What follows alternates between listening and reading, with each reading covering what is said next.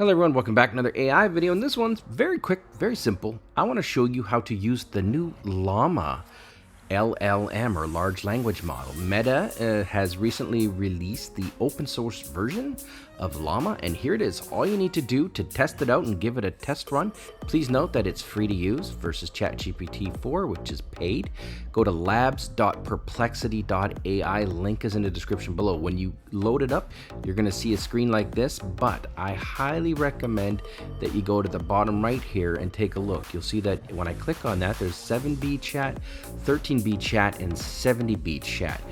I recommend selecting 70B chat because that is basically 70 billion parameters versus the default, which is 13 billion. So you'll get better responses.